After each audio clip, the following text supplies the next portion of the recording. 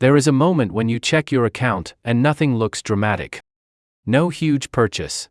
No wild weekend, no expensive watch, no shocking mistake. Just a long list of small charges. $9, $12, $16, $7, and another $12.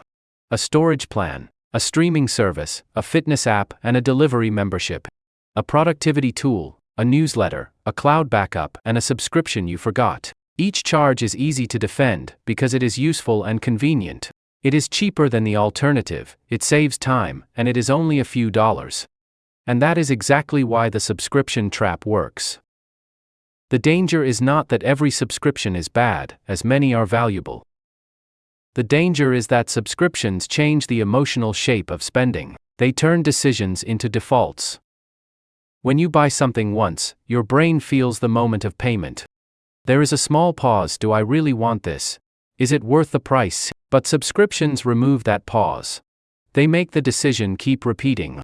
This is why a middle-class life can feel strangely expensive without a villain. The cost is in the quiet background layer of commitments that renew.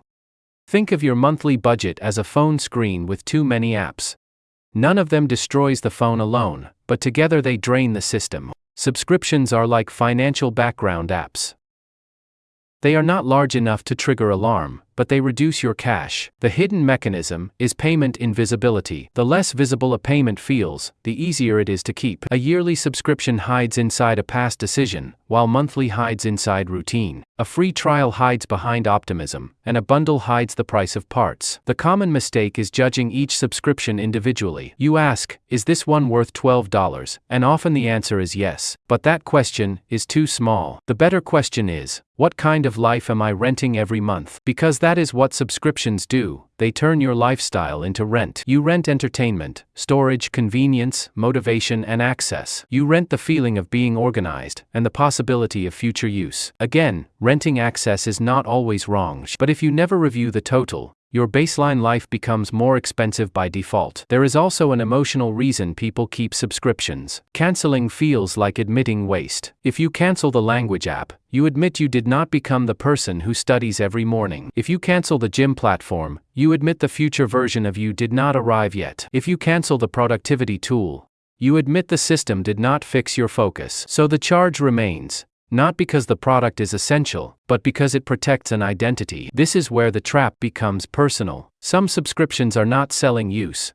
They are selling the feeling that a better version of your life is still active. The practical solution is not to cancel everything. That is too blunt. The goal is to make the hidden layer visible. Once a month, list every recurring charge in one place. Do not start by judging, just write them down. Name, price, renewal date, and last real use. Then sort them into 3 categories. First, active value. These are subscriptions you use often and would choose again today. Second, seasonal value.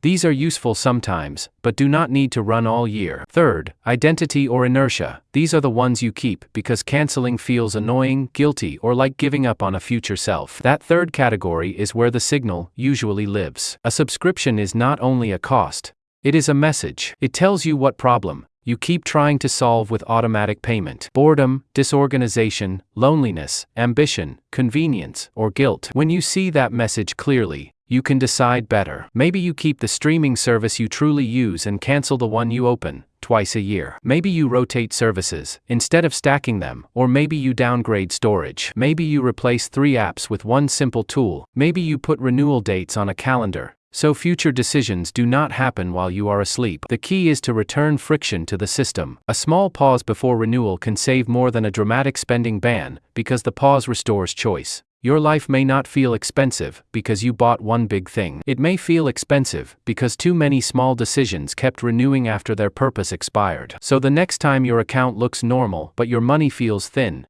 do not only search for the big mistake, look for the quiet charges. They may be telling you exactly where your lifestyle started, renting itself back to you.